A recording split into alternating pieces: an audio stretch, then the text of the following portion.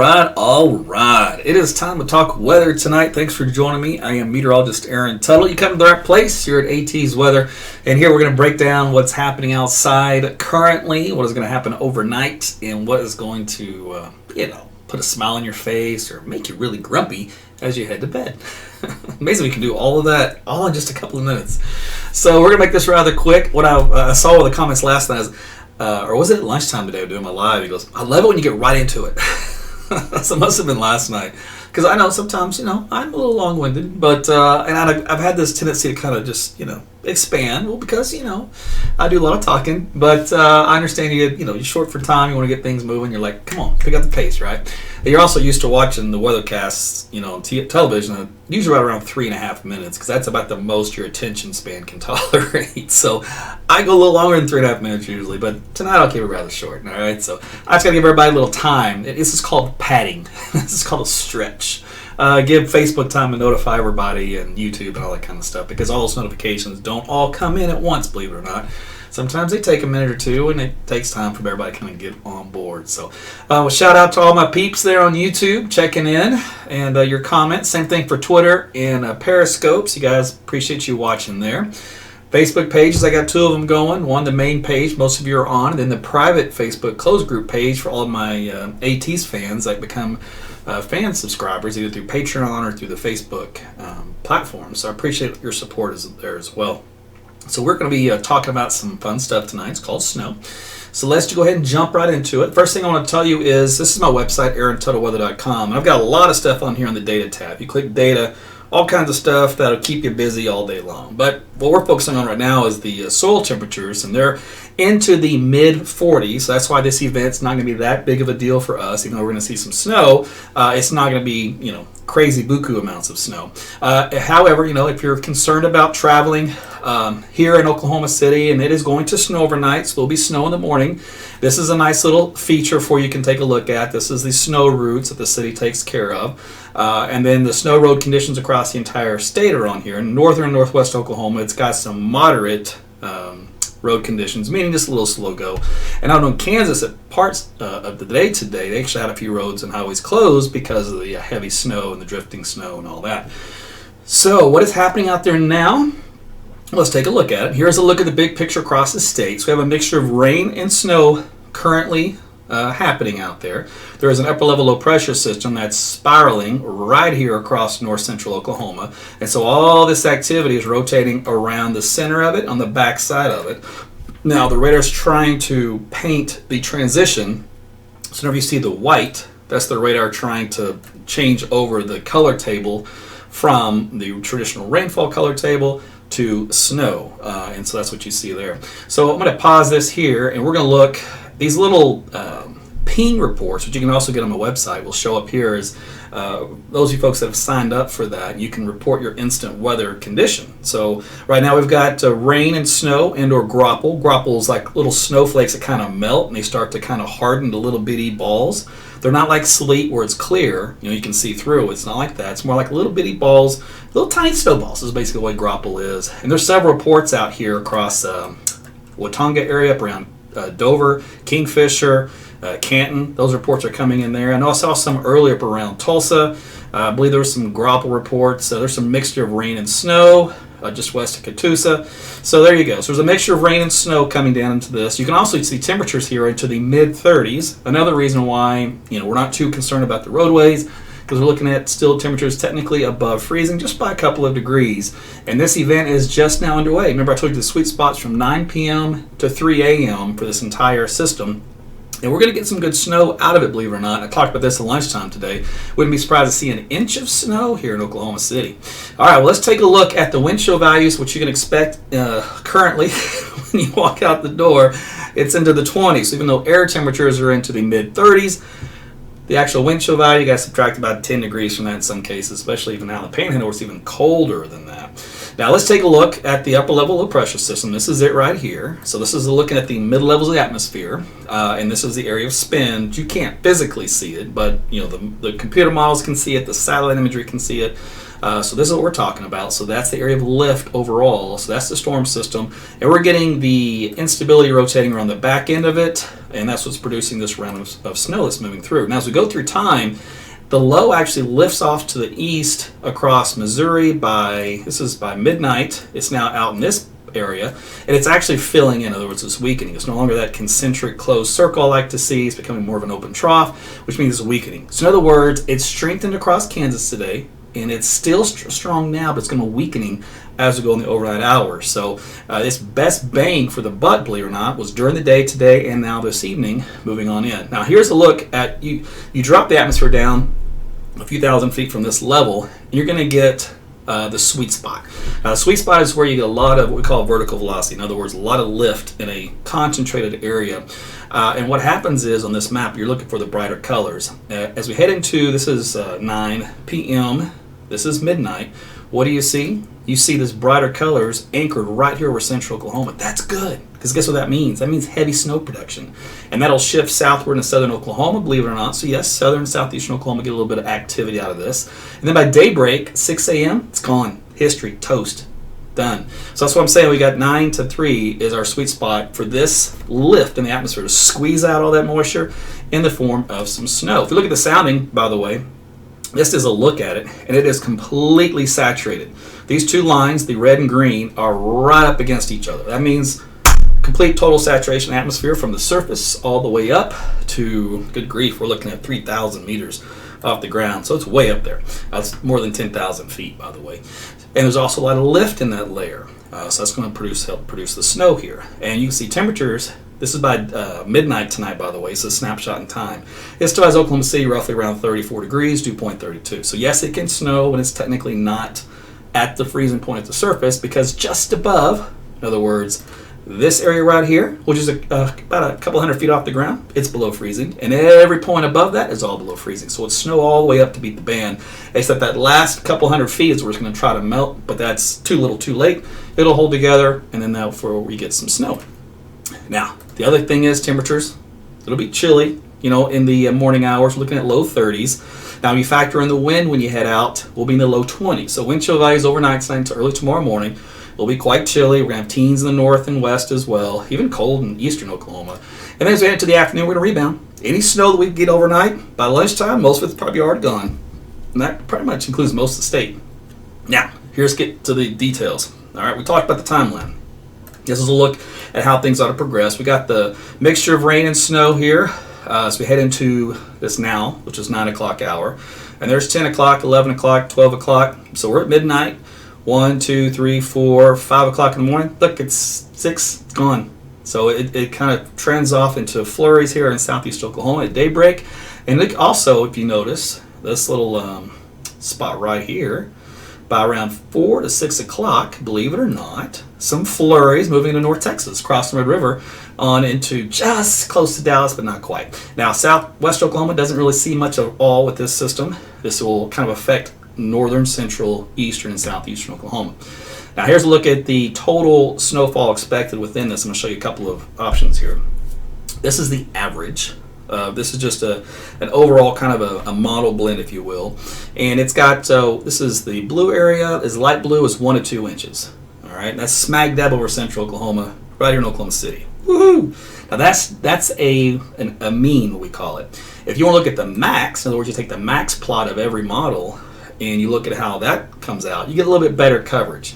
This actually makes the map look better. It's more representative of what's actually going to happen. But what it does show in these little areas where you get some of this darker blue, that's 2 to 4 inches. So it gets a little excited. So I'm going to take kind of a half approach. I like the more coverage across the state, but I don't like the excessive 2 to 4 inches of snow. All right, so you kind of take a mix. If we look at the high resolution model here for Oklahoma City, this is the level, which is 0.75, which is just under an inch of snow. There are a few members that are a little under that, a little more north than that. There's some members up here, almost 2 inches of snow. Again, that's kind of going along with that max plot I showed you. The max won't be realized, more likely along the mean. So a good value, half an inch to an inch of snow here in Oklahoma City. And that's all of central Oklahoma. It's not just downtown Oklahoma City we're talking about. If we look at several of the models, this is the high-res versions of them. The take-home here I want you to look at is going to be where, of course, the area of snow, which is the Panhandle. We discussed this last night. The exception of southwest Oklahoma, right down to about Ardmore, and then back out here into this area for Oklahoma for the snowfall totals. The event's pretty much over for Kansas. This is all now moving to Oklahoma for the remainder of tonight. And the other take home is, first off, the area. 2 is the amounts. And you can see how they're spotty. So we're going to have spotty amounts, pretty decent. And then you're going to have amounts where, you know what, you're going to get up in the morning and you're like, man, this stinks. You know, and you're going to be, I hate the weather, man. He said it was going to snow. Then, oh, it was a flurry. That's going to happen. All right? It's just because that's the nature of the beast. That's the way the system is. If we look at, so there's one model, for example. It's got 1.3 inches of snow here in Oklahoma City. Oh, it's got a spotted 2 downtown. Hey, I'll take it. This is another model. It's got oh my goodness, it's got 3 inches out here in Canadian County. Come on now. Here's another one. Got 1 to 2 inches here across Oklahoma and Canadian County. Same thing with this model. This model's got 1.1 inches. This has got 1.2 with a little exception to the rule down here, 2 inches in southern Canadian County. And then here's a Canadian model. It's got about 1 to 2 inches here in Oklahoma City and downtown Oklahoma City. So the bottom line is, for the take home for this one, is the models really love Oklahoma City and surrounding areas. So that means dead central in central Oklahoma, 1 to possibly 2 inches of snow. Again, I don't think we'll see the 2 to 4, but the 1 stretching out to 2, sure, why not? Now here's the issue with that. Let's say we get 2 inches of snow. Listen, unless you're going to wake up and get your butt out of bed at 2 o'clock in the morning with a ruler, you're probably not going to see 2 inches of snow when you wake up in the morning, because remember, ground temperatures are warm, air temperatures are just going to be right around freezing and above for the next few hours. So in other words, about half of that's going to melt. So when you wake up in the morning, you probably have an inch of snow left on the ground, regardless of however much falls overnight. So don't get lost in the semantics of, how much snow you got and you guys stink and you can't forecast nothing. Look, it's going to snow. Enjoy it. And it's not going to stick around much longer. Once you get up in the morning, roads will be fine. Trust me, this is the kind of snow you want. It will not be one that should cancel any, services, classes, events, whatever. If they do cancel, I didn't say to do it, but I'm just telling you it's going to be nice to see some snow out there, because I like snow. All right, that's what I got for you. Hope that was helpful. Let's see, we did that in, oh my goodness, that's about 10 minutes. Less than 10 minutes. Getting better at this. This is good. All right, let me go peruse a couple comments, and then we'll turn you loose. So, Steven's checking in. YouTube from Northwest Oklahoma City. Steven, it is going good, my friend. Thanks for chiming in here. And King of Destructions, you guys kill me with your names, your social media names on these channels. Waving at me from Yukon, and Jennifer wants a blizzard. It may be a blizzard looking like for when it comes down heavy enough for a while, but that's about all it's going to kind of appeal to us. All right, we head on to the patron page here real quick. Angela, checking in. Good to see you. Perry, I hope I told you something good.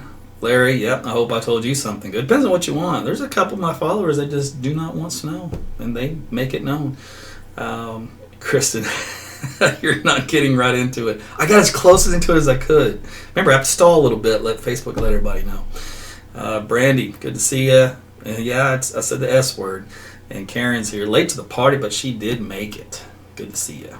All right, so back on the main Facebook page here, where a lot of you guys usually watch and leave your comments. Remember, I can't read them while I'm doing the forecast part of it, so if you want to hold any questions till after I'm done, I'd kind of do this little round robin. That'd be a good time to ask them.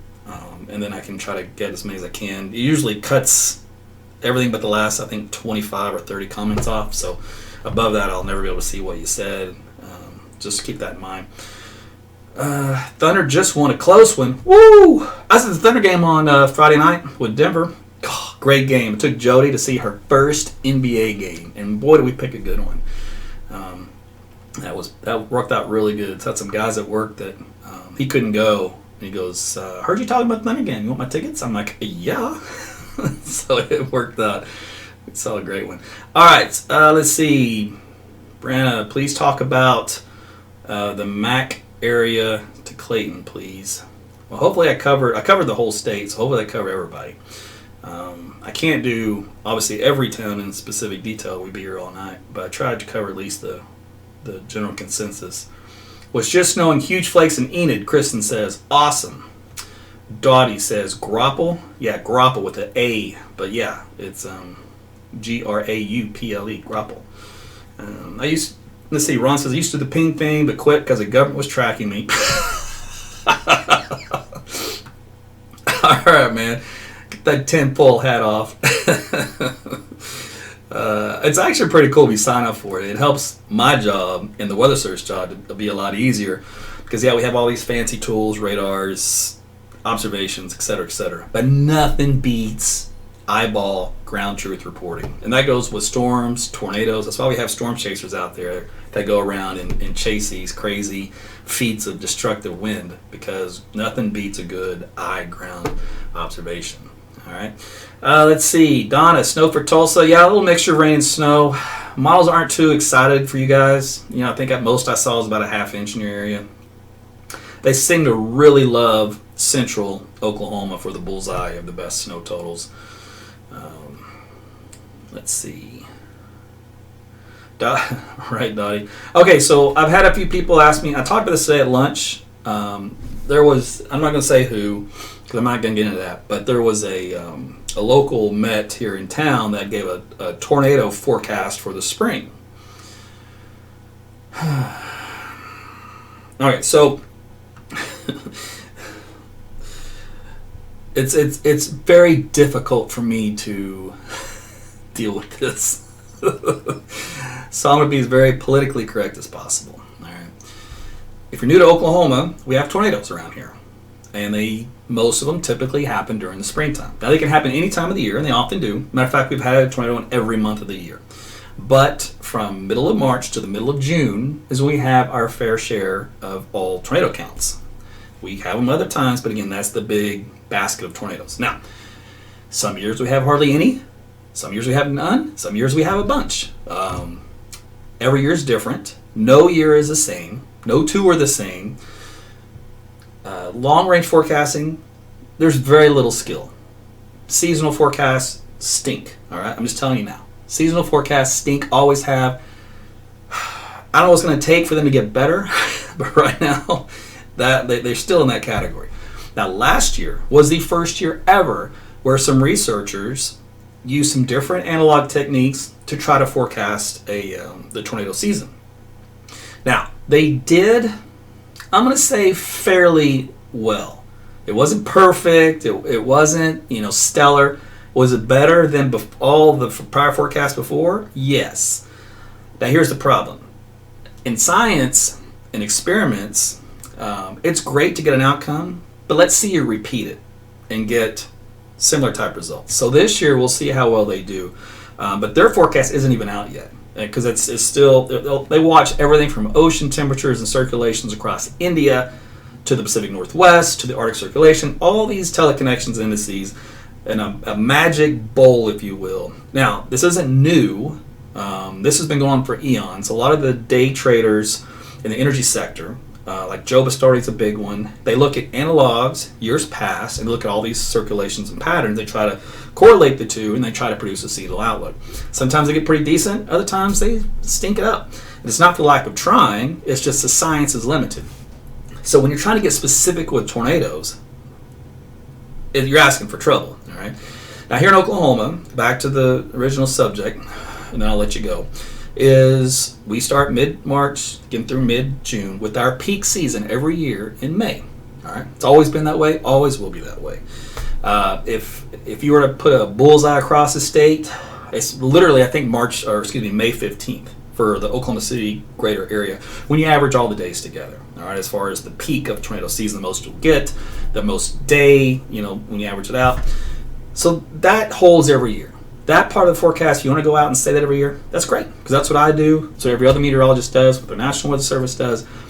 That's all within the realm of forecasting, historical precedent, averages, the usual stuff. Now, when you try to get specific and you say, we're going to have only these category of tornadoes, all right? Or we're only going to have a cluster of tornado here, a few days will go by, another cluster there. That's usually the way it works. We don't have tornadoes every day of this 3-month period. That'd be ridiculous. No one would live here. The other thing is 70% or so of all tornadoes are weak. EF0 being the most of those, and then EF1. So what I call the baby tornadoes.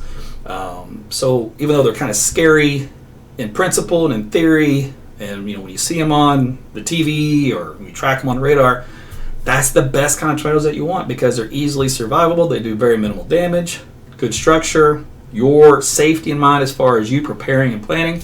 You're great. You're good. It's one of those really strong ones like the EF4 and 5 where you get in trouble, and those are extremely rare. I mean, they're less than 5% of all tornadoes across the entire country. Much less Oklahoma. So that's the good news we have for tornado season. Now the dry line. The dry line is often an initiator for kicking off storms. And as long as the wind shear is right, the storms will rotate and produce supercells. Oklahoma, we get a lot of supercells. Not every supercell produces a tornado. Furthermore, you get a supercell with a nice hook echo. Not every hook echo produces a tornado. Matter of fact, very few of them do.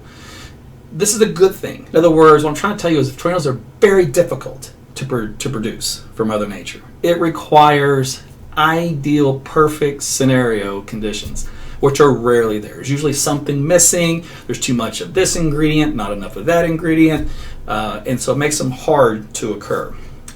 I'm all in favor for that. You're all in favor for that. The only people that are not in favor for that are the storm chasers because that's all they want.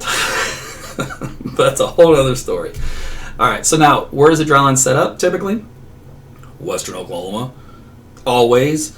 Now, there are some times where it comes a little bit more east, like I-35 corridor, and that puts most of eastern Oklahoma under the initiation point in the threat of storms. But that's usually during drought years because it makes it easier for that system to kind of shove to the east. When you have moist environments and moist years, moist spring, usually in the case the dry line will be a little bit more out west.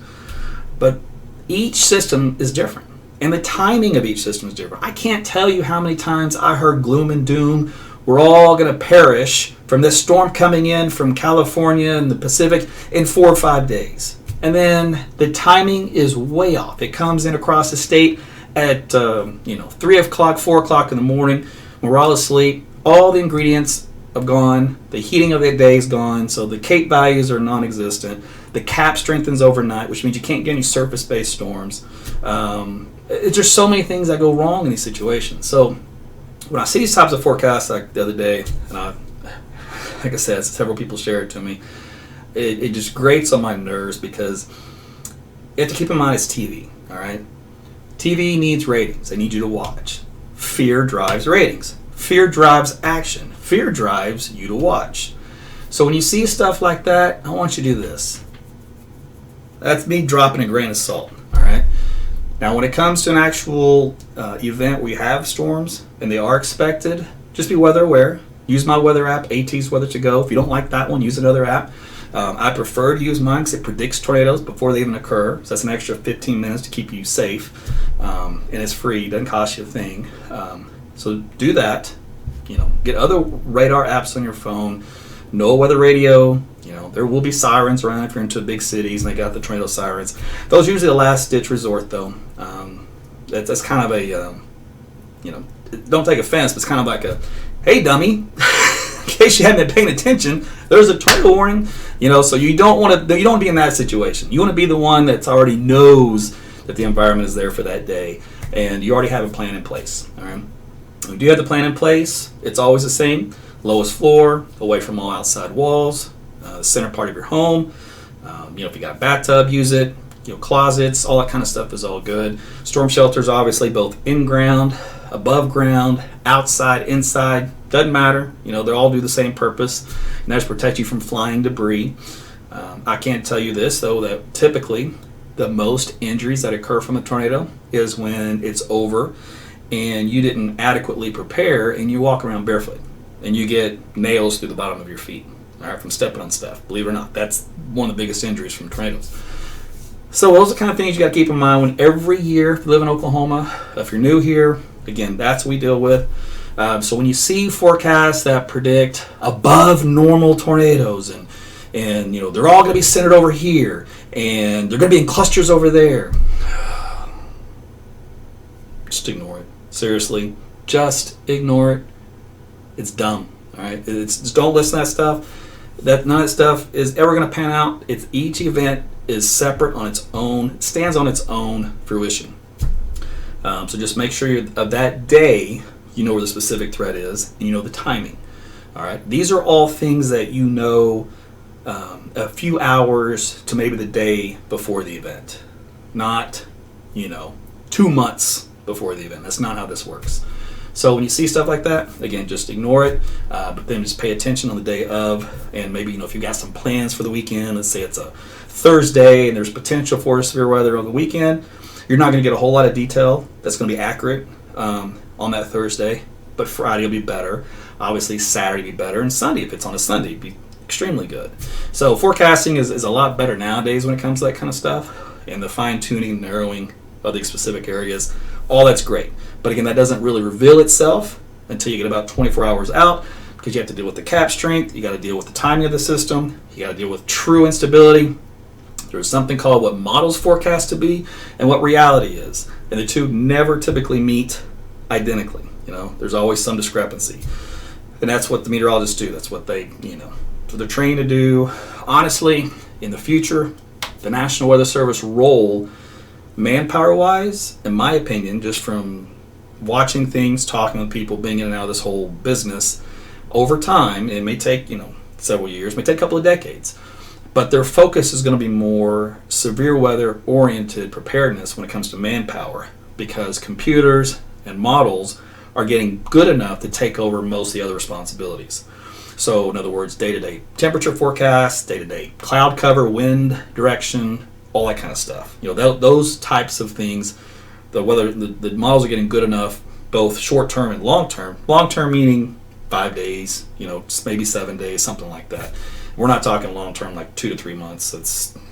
I don't know if that'll happen in my lifetime or your lifetime, but anyway, so I think that's where their transition will be over time. And that's where really human input is best used anyway, is for public safety. And that's really what the whole industry and the whole entity was designed for, is public safety.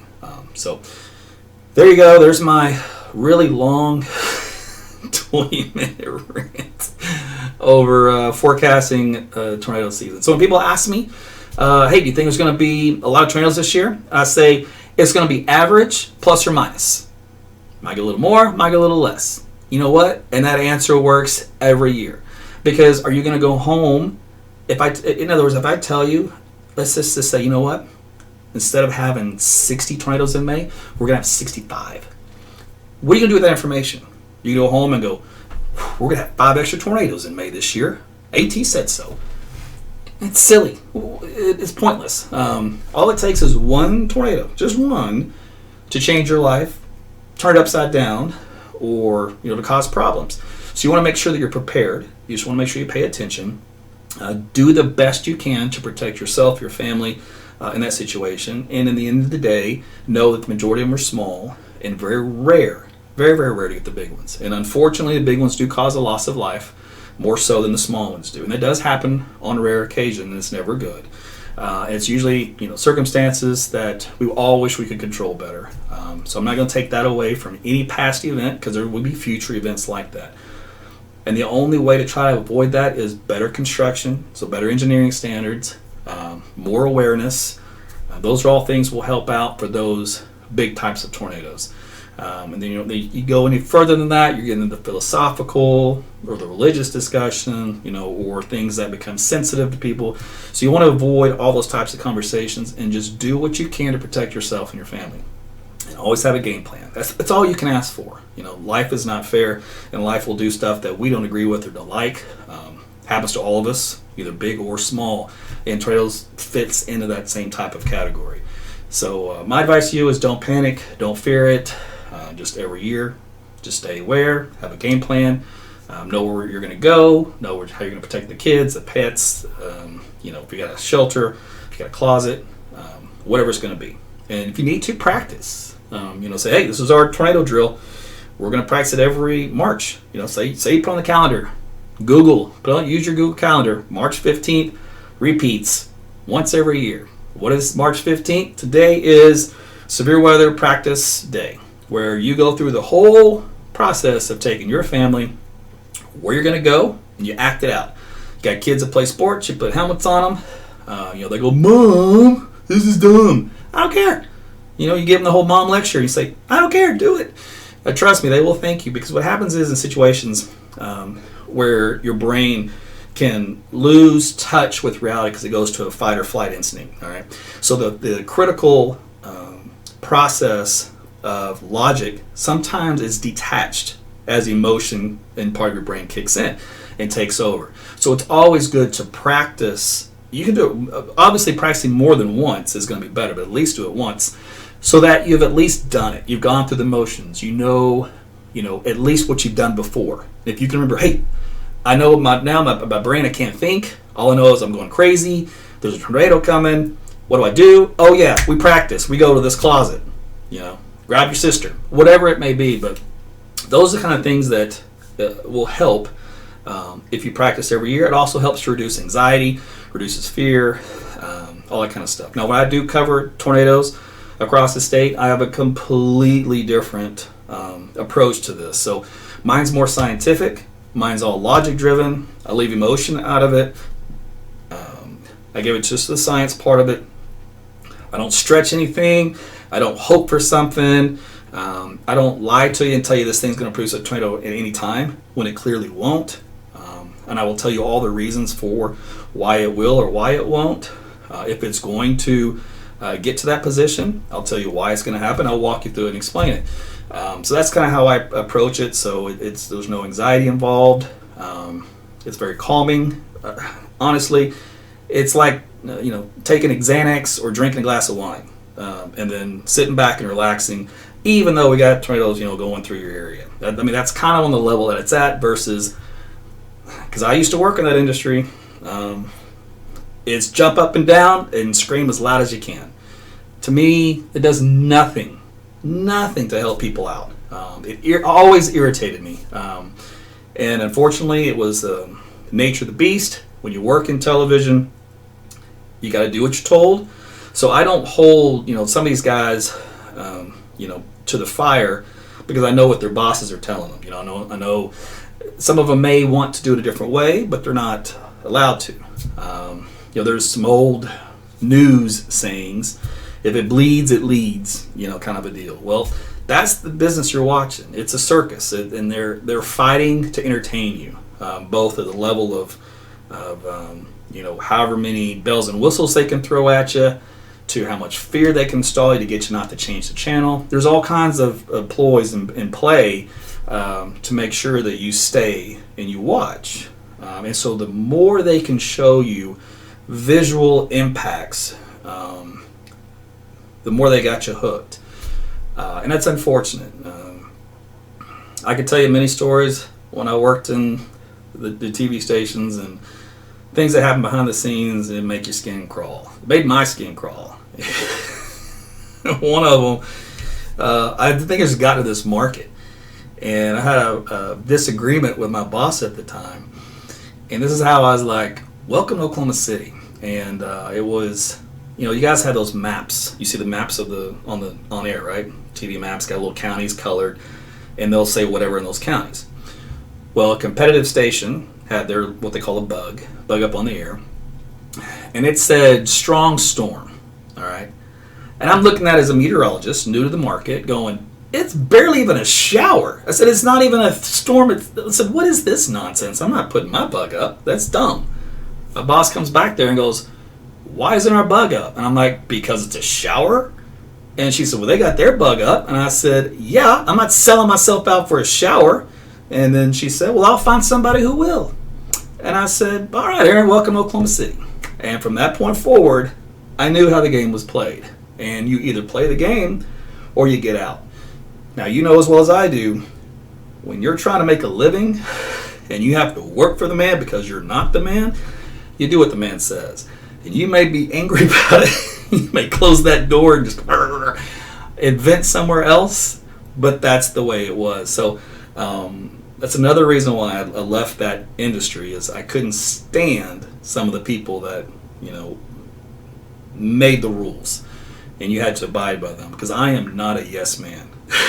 Never have been. I will take you on man. And so, especially if there's an injustice, something that's not right, I'm going to be verbal about it. Well, you know what? That's great for me, but for career-wise, not the best move. But a lot of you are in that situation. I mean, I'm just talking about weather, but you might be in this situation for something else that's similar to that. And so you're just like, I can't wait to get out of here. I get it, all right? I got out of that whole thing and went to work for the government and worked on science side of radar application, because that's what my skill set forte was. In addition to forecasting, I love what I did. It's just I needed something that wasn't so soul crushing, if you will. And so I feel for anybody that still is in that environment because they're trapped. Not all of them. Some of them get off on this kind of stuff. You know, they really eat it up and love it, whatever. Some of them are like, what else am I going to do? This is all I know. Been doing this for years. I got nothing else. And my skill set, thank God, was so versatile. I can do anything and everything. So I wasn't pigeonholed into this entity, what I thought was the career that I wanted, which was television. That's all I wanted. When I went through college, and that was my, way to push myself in that direction. And it worked. I mean, I was, like this, tunnel vision, and I was going to be successful, and I was going to make it. And I made it to the biggest weather market in the country, and I did it in record time. And I was like, whoa, I'm here. Well, what do I do now? It was one of those moments where you're like, okay, well, I kind of didn't expect to be here so soon. Just glad that I'm here. And then it was kind of like, well, be careful what you wish for. Because, listen. You get everything here. We even had hurricanes reform here in Oklahoma. We've got earthquakes. We've got snowstorms. We got fire. We've got tornadoes. We've got ice storms. I mean, everything you want is right here. So it's great when you're young and hungry. When you become more of a family man, what I call your BS meter, where you can only take so much as you get older, and you start to realize, I'm not so young. I don't have to put up with all this. There's a trade-off there in this environment. That's tough to work in because you're not allowed time off. If you had a vacation, cancel it. You wanted to leave the state, go down to Dallas? Sorry, you're stuck here. I mean, that's television. It was, I call it like you're a thoroughbred racehorse, right? And that TV station is the jockey. And they're just riding you and they're whipping you and they say, let's go. Come on, boy. Let's do it. Come on, you get across that line. Faster, faster, faster. You just broke your leg. Give me another horse. So that's kind of what it's like. They will do that until you break a leg. And then they toss you to the side and go somewhere else. It's just the way it is. Now, that can be either performance-wise. That can be like not being a yes man. It can be a female, where the female ages to a point to where I want somebody cuter, because this is a visual business. It's not fair. It's not, you see everything in today's social media world of hashtag social justice and, virtue signaling, whatever. TV protrudes one thing, but behind the scenes is a whole nother. And it's a consultant-driven business. It's an interesting entity. I've learned a lot working in it. Matter of fact, this is what I'm doing here, because I learned everything I need to have my own weather broadcast for my own studio. So I built my own studio, got all the equipment I need. I cover storms just like the guys on television. I broadcast on multiple outlets, which you can watch HD TV. The only thing I didn't really have was a team of storm chasers, which, guess what? I partnered with a few of them here for this spring. If you want to try that out. So I have many storm chasers out in the field. I do not have a helicopter. That's the one thing I will not have. So, and yes, those helicopter shots are cool, but I don't have, $1 million to have one. So that's okay. I don't need $1 million helicopter. They do make drones. Now, I think the drones, believe it or not, will take over helicopters for storm chasing. And any storm chaser can get one. That would help out with them. That means they don't have to get very close. And then get up higher and zoom in, and there you go. There's your helicopter shot. So that's what I think the future of storm chasing will be. It'll be less on the risk your life, reach out and touch it, to more of a, all right, I'm close enough, and let's get the chopper up, and then take a look. So I think that's where things will go the next few years to make things safer and yet still exciting. But who knows? We'll see how that plans out. But so we do all that here, and it's. I tell you what, it keeps me busy. I left I have to balance two things. So I've got a full-time job with the government. I do this on the side. All right, so this is all my time off, my weekends, my evenings. That's why at lunch I'm doing my Facebook Live in my car because I'm on the lunch break. I'm gonna knock one out 5-10 minutes, and then that's it. I gotta go back to work. So I work where I can to help you guys out. That's why sometimes when tornadoes do happen, like in the middle of the day, if I can't take time off from work or I can't move my schedule around, I won't be able to cover them for those couple of hours until I'm able to get home or whatever. So I do what I can to serve you guys as best I can. But as a one-man operation, it's I do find some limits. Plus, like right now, I'm talking with you, and Jody's in the other room, and I'm sure Jody's going, "Come on, I need me some AT time." So I have to balance that as well, so she doesn't kill me. But that's what I signed up for. I mean, I love the weather, and for whatever reason, I just I started this Facebook thing back in 2010, and I wasn't really sure what I was doing with it. I needed an outlet to still do what I love to do, but without the overhang of the TV station. And so it just grew organically over the years, and then that got me a large following. This was way before everybody really knew all about that stuff. So everything happened organically and naturally, and how you guys promoted me, followed me, shared what I did, talked about it. One of the things I love, and it's only when you're nice, but when you go out there and you troll these other guys, but if you do it nice, it's funny. Just don't be mean about it. But you guys are very rabid, which is good in a good way when it comes to the weather aspect of it, because you're very passionate. But just keep it nice. Don't go out on my behalf and just rip people new ones, because I'm not asking you to do that. I don't want you to do that. I keep it clean here. Every now and then you'll hear my frustrations over what's being said or what somebody told me, or shared with me. I try to stay out of the drama because I got my own stuff to deal with, and no one's perfect. All right, but when it comes to weather, there will be a few things that kind of grate on my nerves, and if it's not scientific and it's used to create pandemonium, fear, hype, drama, anxiety, ratings, I'm gonna call it out. Sorry, an injustice is an injustice. And when my blinders are on the weather, the other people's blinders are on politics and this, that, and the other. I just kind of stick in my lane of the weather when I see injustice, so I'll let you know about it.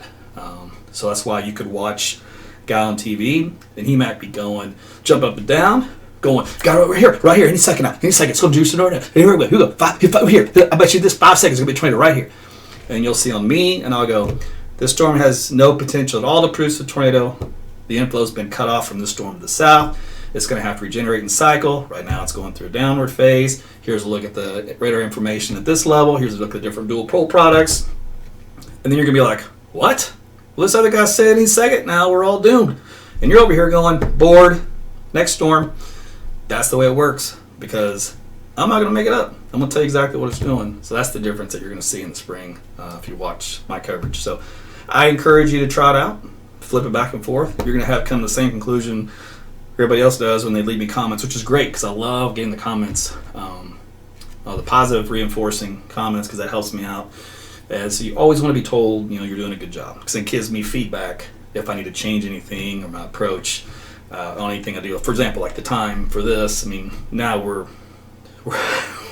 going into minute 45, but I did all the forecasting weather part of it for the snow in like the first 5 minutes. So that kind of feedback, is good for me, because it kind of tells me, all right, you need to keep this short. You need to go back to doing, quicker version of the forecast. Now, I know a lot of you, though, love it when I get into the science and I start teaching you some Weather 101. And there's a time and a place for that. And at other times, you're like, look, man, I ain't got all day. Just get on with it. So I get it. I got to kind of try to somehow please both crowds, which is not possible. So just remember that you can never please everyone. So you just do what you do. And if you guys like the way I cover the weather and my style, you'll stick around. If you ain't got time for that, I understand. You'll go, but just come back. They won't all be long-winded. All right, speaking of long-winded, I don't even know how I even got on this whole thing, but it is time to wrap this up. And but I do appreciate you guys watching tonight. I hope you learned a little bit.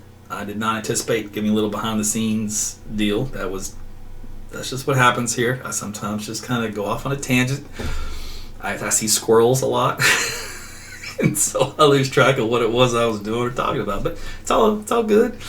I'm sure it was all entertaining / educational and enlightening. How about that?